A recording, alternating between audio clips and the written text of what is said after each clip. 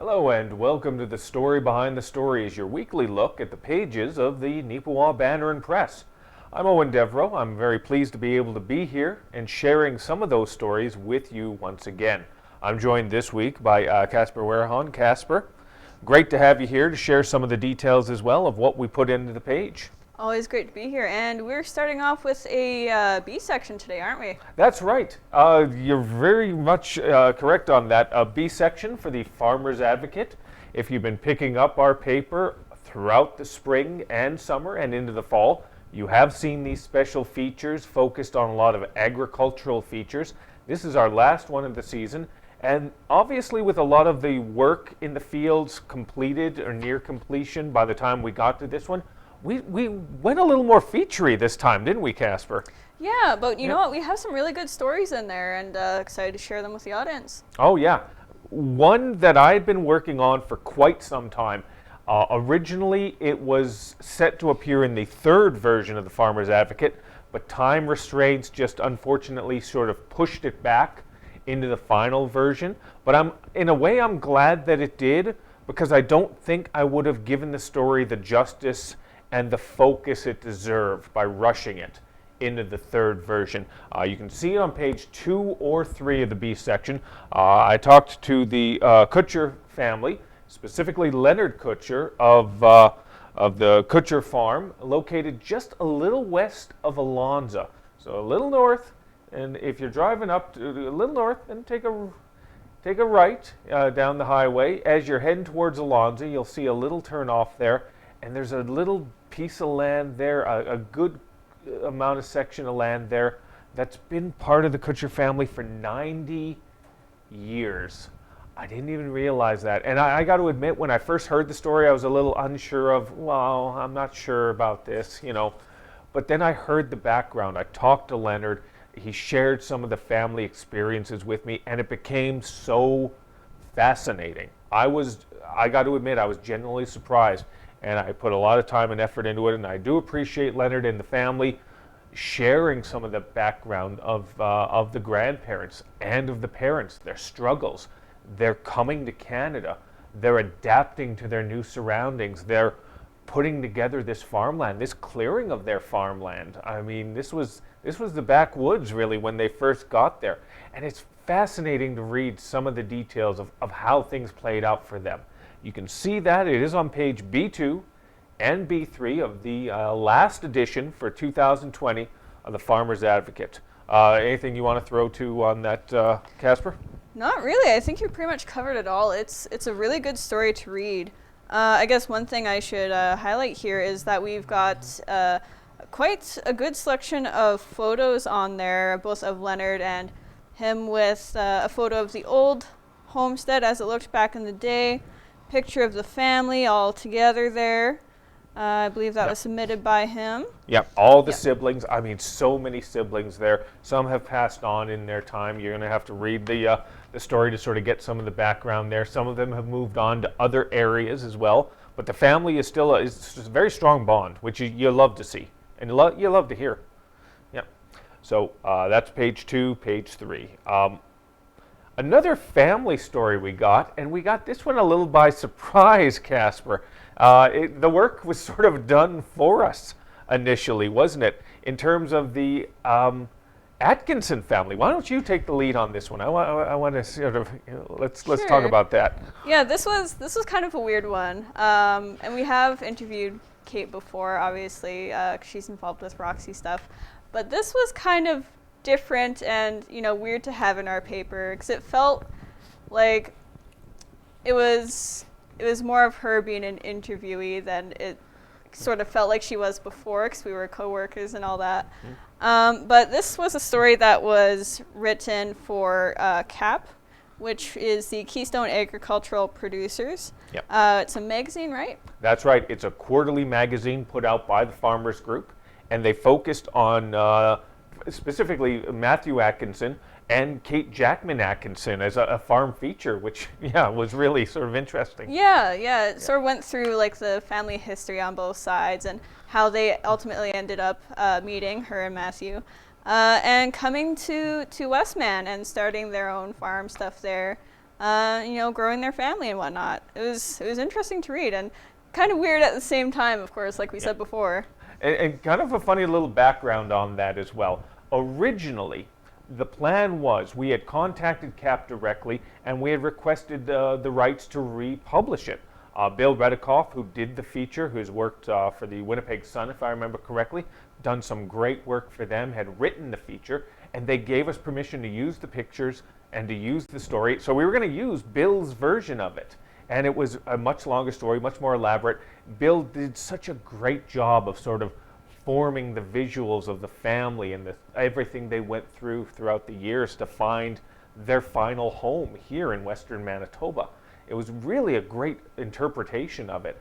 And we got permission, and then we were talking to the Atkinson family. We talked to Kate, and Kate was okay with it, but she started to think about it. It was like, it feels a little braggadocious. To have that version of the story in Cap, it's okay because it's a farm sort of feature, but in the general public, people she runs into on a daily basis out and about here in the town of Neepawa, they got a little cold feet, and that's completely understandable, I thought. So we ended up writing a version of it, just a scaled down version of it, but you can see that version, and I do suggest that you track that down. It is a quarterly magazine, Cap, Keystone Agricultural Producers, Farmer's Voice. If you're able to find a version of it, check it out. Bill did such a tremendous job. What I wrote doesn't do his words justice, but it does give you a general overview of it. And you can see that in the B section there. And if you turn your head slightly from that page over to the very next page, you're going to see some amazing pictures. We talked last week about the demolition of the Arden grain elevator. We got the picture on the front page, but it wasn't quite done yet by the time we went to publication last week. This week we got some amazing shots, didn't we, Casper? Oh yeah, yep. Absolutely incredible. We got these photos from Cam Timlick, and it captures the elevator as it's toppling down. So you have one that's like slightly leaning. They've torn away supports on the sides there, on the one side. And then the next two photos, it shows it like actually falling over. And of course, since, we've gotten some snow, you get a really good sense of the action there because all the snow is flying off as it's coming down. Yep. Cam did a tremendous job of being in the moment and being able to get that shot of the moment. Kira Patterson as well wrote a story about some of the background, the reasoning for it coming down. So you can get some of that information as well. I'm going to show you these pictures right now, but quite honestly, what I'm showing you now won't do it justice. That's why you need to go down. You need to find a hard copy of this week's paper, or check it out online at mywestman.ca. Now, you're not going to, you can only see a small version of these three pictures of the moment. You have to see it in your hands with your own eyes to really just capture the essence of it. Cam did a tremendous, tremendous job with that. And we are so proud to be able to share that with you in The Advocate. We were talking just in the office yesterday about, what, we've been feeling pretty good about these issues of the Farmer's Advocate. We did 4 of them this year, but the feeling is that this last one, I think for the most part, I think we finally found our footing and sort of really, to a degree, nailed it, I think. Yeah, I do think this one is probably our best one this year, in my estimation. Like, all the other ones were good, but I feel really, really good about this one. Yeah, that's the thing, though. And we're not even implying that the other ones were bad, because they weren't. Our worst version of the Farmer's Advocate, I'm still extremely proud of. Very proud of. So I hope that you have had a chance to see all of those throughout the course of the year, and I do hope you'll take the time to see this one as well. It's something we are genuinely proud of. Let's shift gears. Let's head over to the A section. There's a lot of sort of quote-unquote normal routine news in that section, and unfortunately, some of that routine news is a little bit of bad news related to the situation with COVID-19 and how it's affecting several organizations. Right on the front page, Kira Patterson has a story about how it's impacting the Salvation Army, and in particular, the Neepawa Community Ministries Center, which is a subset, a division, a portion of the Salvation Army that Amanda Nottingale does so much work for, and many volunteers do a lot of work for. They have their annual kettle campaign, a big part of their Christmas push, but they can't do that this year. Obviously, with the restrictions that are going on right now, there are suggestions that if you're not essential, stay home. Don't be out and about. Television, newspapers, we are listed as essential. That's why we are here, to bring you this information, quite honestly. But we are still taking all the precautions. As you can see, there's distance here between us here in the offices. There's still distance between us. Pretty much up until the cameras rolled, we were wearing our masks. And as soon as the camera stopped rolling, we were putting the mask back on again. But nonetheless, I'm getting a little off topic here. Salvation Army and the thrift store are shut down right now. That's unfortunate. Whether you believe they should be or not, that's up to you. But that is what it is. And they need to find ways to continue to bring in revenue, to be able to help people this time of year. The kettle campaign was a big part of that, but they're going to have to go online. They're going to have to go sort of a different focus on it this year, aren't they, Casper? I mean, they're trying to change the game a little bit to keep with the times and the situation, aren't they? Yeah. It's, usually that's something you see every year, is the people out ringing the bells and whatnot. But of course, under the circumstances, can't really do that, both just because safety concerns and, current regulations do forbid anything that's not essential. But, we have technology, and we have had it for a while, and it's opened up a lot of doors for different things. And so they are taking advantage of that. They're setting up something online so they can still have their kettle campaign in some capacity. So that is good to see. You can still help. If you check it out, Kira put in actually a barcode. I'm getting a little too old for this. I don't understand the new technology. Apparently you scan this code and magic happens on your phone and it shares information with you. All you kids, you know about this interweb thing, yep. I'm sure. Yes. QR codes, yep. Yeah. Don't know how to make them, but there's places you can go to get them made. And again, that proves how old I am. I'm saying 20-somethings are kids. Yeah, that just shows how old I am. So. But it's great. You can check it out, and I do hope that you will take a little bit of time to support them in any way, shape, or form that you can. Segueing onto something to a similar degree, Casper, you talked about and you gathered some information on an interesting effort in terms of the fellowship bags, but walk us through what that's all about. Yes. So the Neepawa Christmas dinner is something that has been going on for a while to sort of help people who may be lonely around this time to have a sense of community and fellowship at Christmas by having a dinner where people can visit and eat together. Of course, that can't happen this year safely, so what the committee is doing instead this year is making up these fellowship bags, as Eoin mentioned. And basically, they're going to make up 100 of these bags. People can sign up to receive them. It'll have things like, of course, they can't make up the meal for you, but it'll have like chocolates, a card from somebody, a few things like that, ornament from the men's shed, which we can get into a bit later because I did do a separate story on that. And people can sign up to receive a call as well on Christmas if they so desire. So they'll have that going. People can sign up at the hand office with Jeannie Barnaby. And what they're going to be doing for delivery, since they can't, step in and say hi to you, they are going to do contactless delivery. They're going to be wearing their masks. And then, of course, if you do want to chat, you'll have that call. But yeah, it does give some community fellowship to people who need it at this time, even though they can't have the dinner like they would like. That's really great. I mean, when I read that, it was like, it's a nice little touch. And these are the types of little things now, these little moments of generosity, of coming together, even though we can't be together physically, just spiritually, emotionally, we can connect in this way.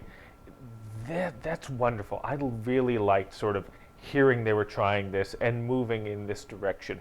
Like I said, some chocolates, a gift, a card. It just all sort of adds up with all the stress we're dealing with, and it matters. So I'm very pleased that you were able to get that and bring that story to not just myself, but to all of us. Absolutely, yeah. I was happy to cover it. And I guess one thing I should mention as well is that when I was talking to Cheryl Beaumont there for the interview, she did mention that, we were trying to come up with a plan. Like every time regulations change, it seemed to be like every time you turn around, oh, there's something new. Yeah. So the committee was like working really hard to like be flexible and creative and come up with a way that they could do things. And especially because like they do run on donations from the community. So they wanted to be really conscientious about how they're spending the money. Like, is it viable to buy perishable food? If we're able to possibly hold something, what if it gets canceled? We don't want to have, wasted food. Or if we're going through restaurants for help on the event this year, we don't want them to have food that they can't sell anymore. So it's, they definitely had a lot of things to work with. You bring up a very good point, and not just for that organization and their efforts, but just for retail in general. That shifts over nicely into our next story we're going to talk about. The new restrictions, the new non-sale of non-essentials, as it were. A lot of retail businesses were trying to figure out just what is and what isn't essential, what can you sell, what can't you sell. And there was a lot of frustration from the salespeople, and unfortunately, a lot of frustration from the customers. And customers sometimes want to take that frustration out on the wrong people. You can see this story on page A2. I put out the request. I put out a formal request to several different major companies for a formal quote. I never received one back. So I had to hit the streets. I had to sort of talk to the people that were actually on the floor, as it were, dealing with the situation face to face. There were individuals who talked to me. They didn't want to share their name. That's not something we normally do. Normally, we like to be able to put a name to a quote. This person didn't want to embarrass their company. They didn't want to embarrass the customers. And again, you never know. Maybe they didn't want to get into trouble. That's understandable, quite honestly. Because the stories they told, Neepawa, not all of you, but some of you should be ashamed of yourselves, quite honestly, to be treating retail salespeople who are trying to do their job as best they can and trying to deal with the rules that are changing, it seemed, on a daily basis. And you're taking it out on them. You hear stories about people reaching over into the non-essentials, grabbing items, which they can't sell you right now. Not face to face like that. That's not their policy. That's the government's policy. And then taking it out on a 18, 19-year-old part-timer who's not head office, who's not corporate, who's not government. They didn't make that decision. He didn't make that decision. She didn't make that decision. So why are you taking it out on them? You can see it. It's on page 2. It frustrates me. It angers me a bit that people are like that. I know everybody's like that. I've said it before. 5 to 7% of our population are idiots, quite honestly.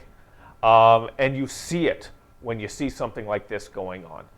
I'll throw to you, Casper. Is there anything else you want to add in?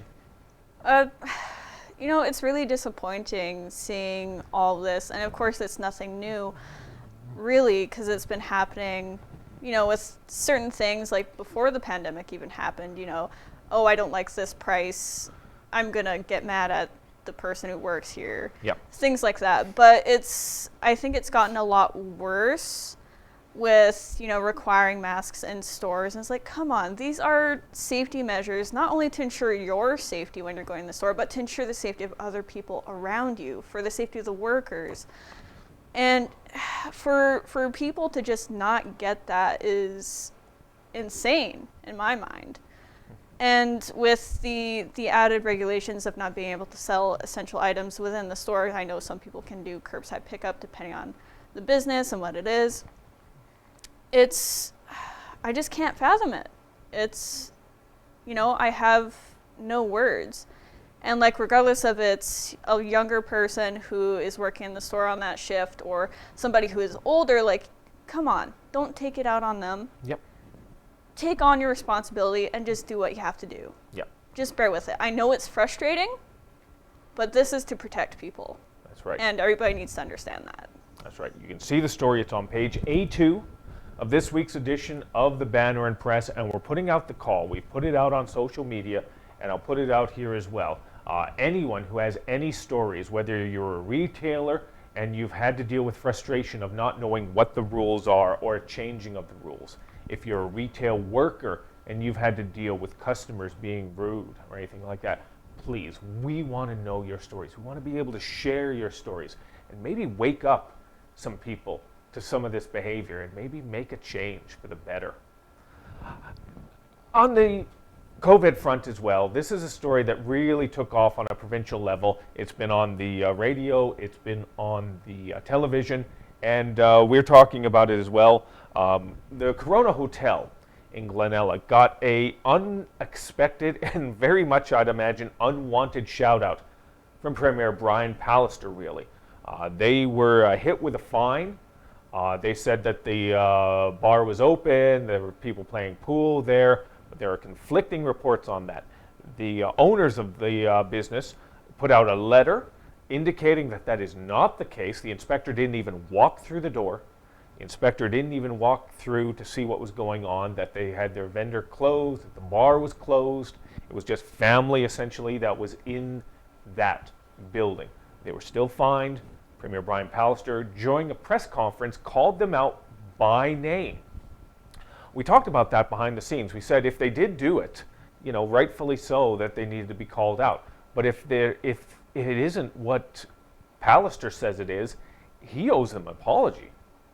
So this is a story that is still playing out as we sit here right now.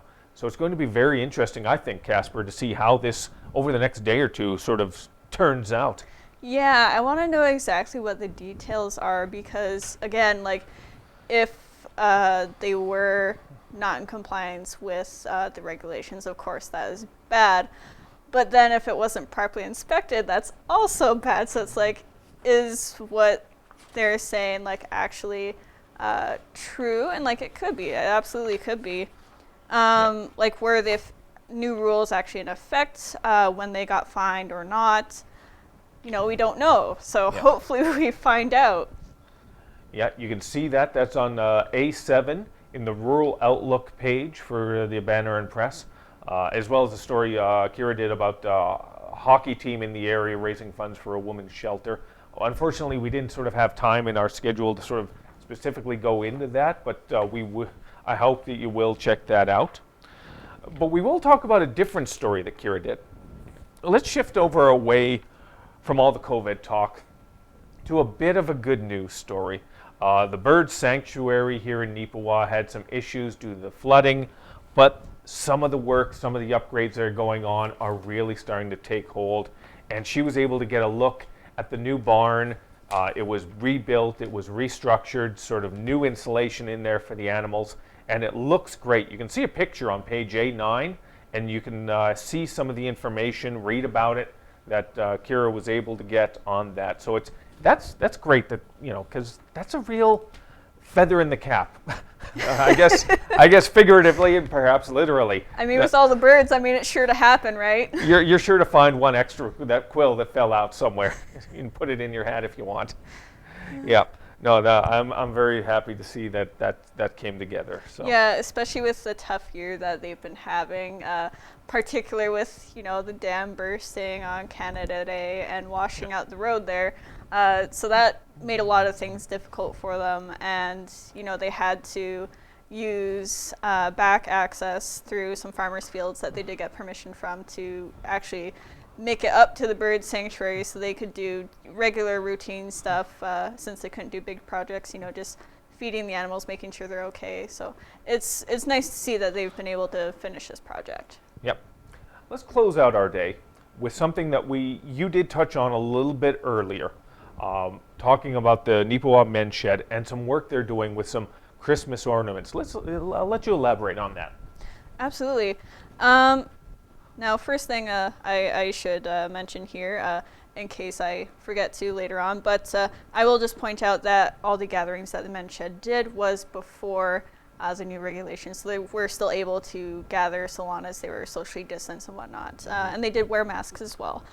But the Men's Shed is donating Christmas ornaments that they've made with scroll saw techniques to the Neepawa Christmas dinner. So those are going to be included in the fellowship bags. I talked to Colin McNerney a bit about that. Said they wanted a project that would benefit the community, and Brad Mummery, another Men's Shed member, suggested the cause. So they are donating those, and they actually made a total of 323 ornaments that they were able to hand out to Country Meadows, the Hand Office, and another 40 actually to the Brookdale School. So I think it is actually going to a couple different places as well, because again, the fellowship bags are only going to be 100. But it's a good project. You know, the whole point of the Men's Shed is to keep people busy, you know, have their minds working, their hands working. And it sort of extended past the Men's Shed group as well, because they gave them out to different places so that they could be decorated by the people in different homes, like care facilities and whatnot. So good project all around, really. Yeah, that was really great. And you can actually see some of the work they did.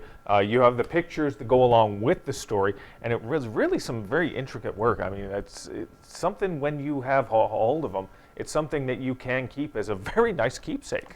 Absolutely, yeah. It's, you know, I've done a little bit of scroll saw work back in high school, and it does take some effort. You have to plan out your design, make sure it's not going to be, you know, the things aren't going to be too close together or too thin so that they break. And you have to like think about how you're going to get the saw into those spots to cut those shapes out. So it's definitely a good exercise for sure. Yeah. Definitely, it's a wonderful story, and all the stories I think really sort of are something to pay attention to this week. And the thing is, we've barely even scratched the surface of what's on the page for this week's edition of the Neepawa Banner Press. The B section jam-packed with a lot of farm features. The A section packed with some very pertinent COVID information for the local area, as well as some of the projects that are still going on. They're a little restrained, but they're still trying to make a difference in our community. And that's what I like to see, and that's what I love to hear. But we can only hear about that if you stay in touch with us. We love it when you get in touch with us and give us tips. So you can do so either by calling us at 476-3401 or getting in touch with us at news@neepawabanner.com. And when sports becomes a thing again, you can get in touch with us at sports@neepawabanner.com. I'm looking forward to the day when I can bore you with sports scores. It'll be a nice change. Hey, Kira and Casper might even appreciate it. We'll see. Don't hold your breath. Well, either way though, Casper, I appreciate you sitting in and sharing some of your stories with us this week. Thank you. And once again, I thank you for tuning in. We don't do this unless you want to be able to learn about your community, and we want to share that knowledge with you as best we can. So every week we do appreciate taking about a half hour of your time here on NAC TV and sharing those stories with you. So on behalf of the Neepawa Banner Press and on behalf of NAC TV, I'm Eoin Devereux with Casper Wehrhahn. Thank you for tuning in to the stories behind the stories.